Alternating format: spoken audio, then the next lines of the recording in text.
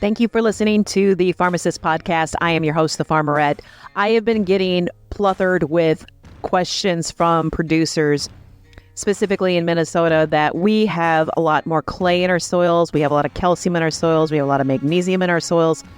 But guys don't really tune into that. We know it's there.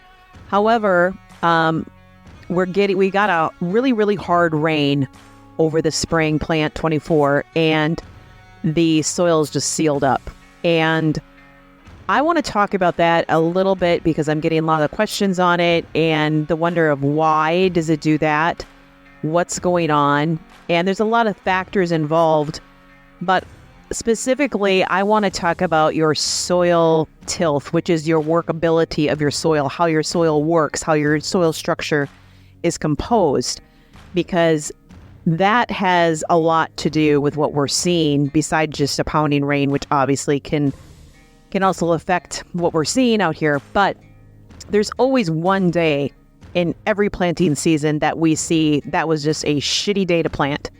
Never fails over the 30 years that I've farmed that there's always one day that you've got germination issues, stand counts down, it's just some problems. But I want to really focus in on magnesium because I think it's something that we don't pay attention to. On our soil maps, we have it. What does it do for your soils? What does it do for your plant? And dig into magnesium. With that, let's dig in. So magnesium's role. Magnesium is positively charged. It's in a group of these positively charged cations that are in your soil makeup. So here's the pharmacist part of it. Calcium, positively charged. Potash, potassium, positively charged, K2. Magnesium falls into that group as well. These all are a give and take in your soil. And when we're talking about, I do like to talk it in ratios. Some guys are argue with me on that. But when your magnesium level percentage is high, I say high above 15%, that means you're out of whack. Your soil's out of balance. And I am seeing a lot of the potash, the potassium levels below 1%. They need to be 2 to 4 to 5. Try to get them to 4 if you can. But a lot of soil tests that I see are less than 2%, 1, which means that's out of whack. So magnesium's role, for your corn crop or any crop, magnesium is the center of the chlorophyll molecule. It is the driving force in photosynthesis. Okay, when you're looking at the plant structure, you need magnesium to move nutrients. That falls into your soil. And in your soil, what I see, and I see lots of guys that work the ground, which I get, that's how I grew up doing it, which is fine. Make it black, whatnot, put air into it, they say. What you're doing there is you're changing your soil structure when you're adding air.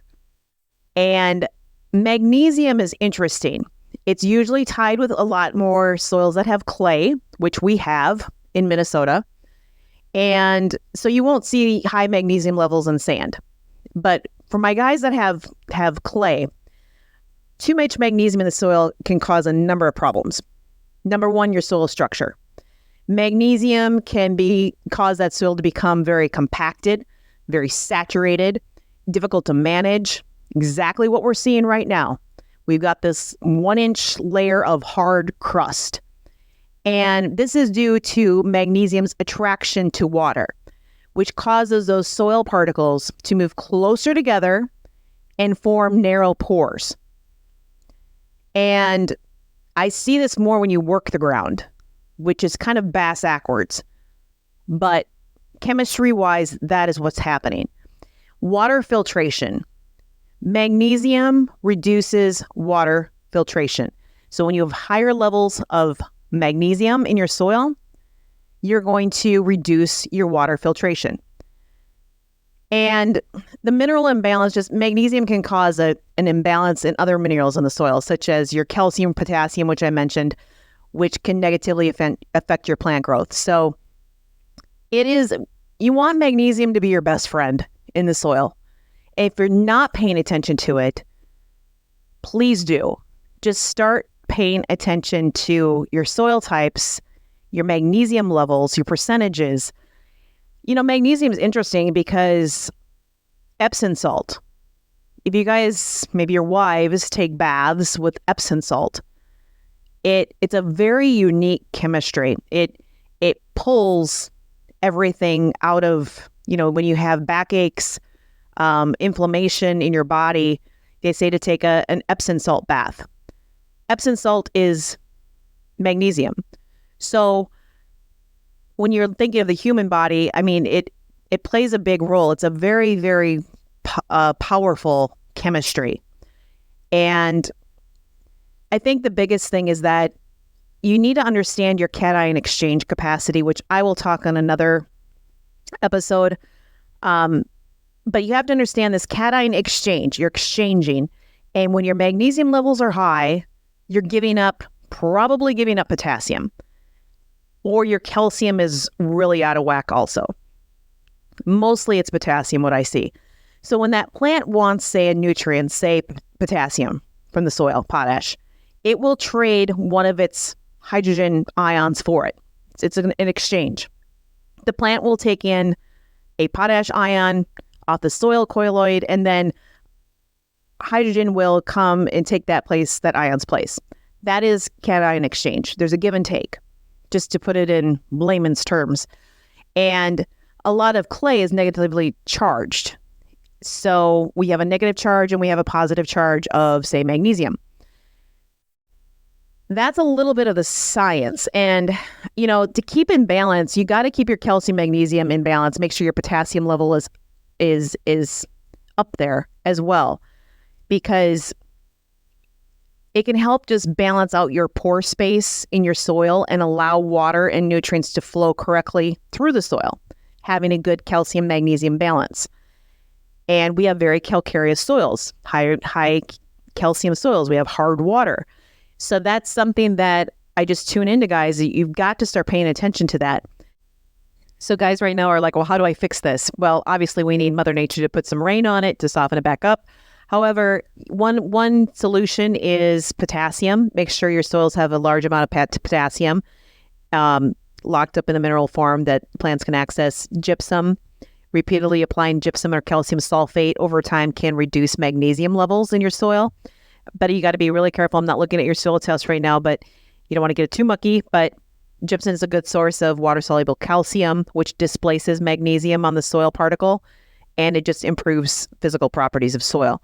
Aeration, drainage, putting in tile, organic matter, those would be humic acid. It can help flush that buffer, those excess nutrients from the soil. So those would be the main go-tos when you're looking at trying to fix your soil over time type of a situation.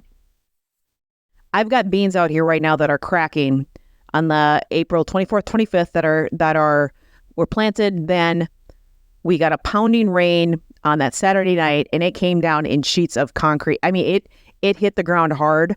So all you did was just run a steamroller over that ground.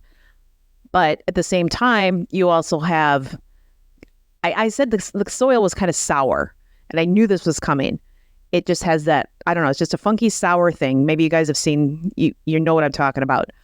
But it's happening. And now the rotary hose are going, or the cotyledons are breaking off, and it just is what it is. Guys with my lighter soil to the north with the sandy aren't seeing this.